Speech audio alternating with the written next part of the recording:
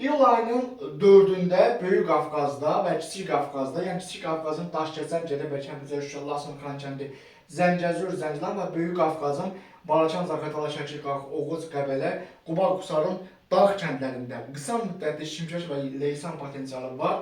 Lakin mərkəzi aranda, Gəncə, Qazaxda və Bakı, Abşeronda, eyni zamanda Cəlilabad, Asrada isə iyul ayının 4-də hava şəraitində dəyişiklik potensialı yoxdur. Artıq iyul ayının biz kanalda əvvəl ildə bildirmişdik ki, iyul ayının artıq 5-i və 6-sında tədricən qonşu Gürcüstan arasındakı hava axınlarının Qafqazın Cənubi Azərbaycan arasında doğru müdaxiləsi gözlənilir. Bu da o deməkdir ki, Azərbaycan arasında iyul ayının 5-i axşam 6-sında artıq hava şəraitində dəyişiklik potensialı var. Ən çox da bu dəyişiklik Azərbaycanın şimal və qərb rayonlarında müşahidə ediləcək.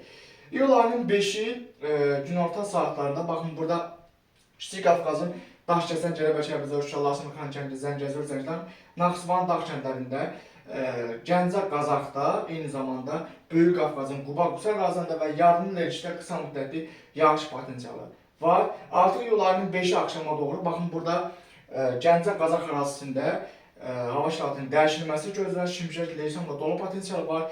Yəni belə havalar azalıcı olur, adətən hava şəraiti istiləşir və insanlar arxayın olur, amma qısa müddət ərzində anidən formalaşan topa yağış burdularının iri dənəli doluya, leysana və ildırım potensialı olması potensialı da var. Bu riskləri nəzərləmək lazımdır və birbaşa peyk məlumatların tədbirləri əsasında son dəqiqə prosesləri kanalda yayınlanacaq.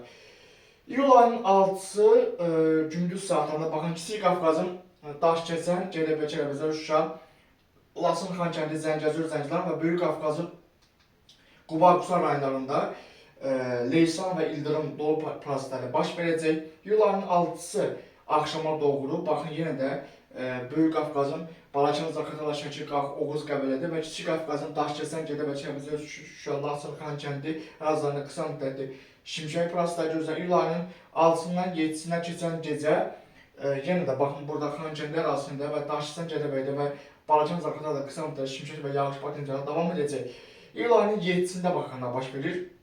İyul ayının 7-si gündüz saatlarında baxın burada deməli Böyük Qafqazın Balaçan, Zaqatala, Şəki, Qax, Oğuz, Qəbələ, İsmayıl, Şamaxı, Xızı, Dağlıq, Şirvanda, Quba, Qusarda və Yardımlı Leriş ərazisində, eyni zamanda Kiçik Qafqazın Daşkəsən, Gədəbəy, Kəndizər, Şuşa, Laçın, Xankəndi, Zəngəzur, Zəngilanda qısa müddətli yağış, şimşək potensialı davam edəcək. İyul ayının 7-si axşam 7-sindən 8-dən pisləncəsə baxın burada Böyük Qafqazın Balaçan, Zaqatala, Şəki, Qax, Oğuz, Qəbələ rayonlarında artıq yağıntı qısa müddətli, lokal xarakterli, intensiv və güclü ola bilər.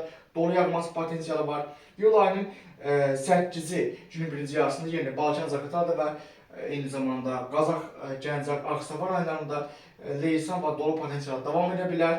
İyul ayının 8-i gündüz saatlarında baxın burada qonşu Gürcüstan arasındakı buludlar Kiçik Qafqazın Daşkəsən, Gədəbəy, Kəndizər, Şuşa, Böyük Qafqazın Balaçan, Zaqatala, Şəki, Qax, Oğuz, Qəbələ rayonlarında və Quba, Qusarın dağ kəndlərində qısa müddətli yağış və şimşək potensialı davam edəcək.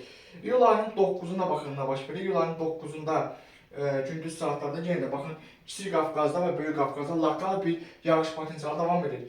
Deməli bu proseslərin ümumi gedişi bunu göstərir ki, iyul ayının 4-ünə qədər nağd olaraq hava şəraitində ciddi bir dəyişiklik potensialı olmasa da, iyul ayının artıq 5-i axşam 6-sından başlayaraq əvvəl Azərbaycanın şimal və qərb rayonlarında, yəni Böyük Qafqazda, Kiçik Qafqazda və Qazax, Ağstafanın qonşu Gürcüstanla sərhəddə yerləşən kəndlərində qısa müddətli yağış və şimşək potensialı var. Artıq iyul ayının deməli 6-sı axşam 7-sindən keçən gecə 8-sində baxın burada 7-sindən 8-sinə keçən gecə Böyük Qafqazın Balaçan, Zaqatala, Şəki, Qax, Oğuz, Qəbələ rayonlarında yağıntıların qısa müddətli intensiv və güclü olması, dolu yağması potensialı və ildırım prosesləri gözlərir.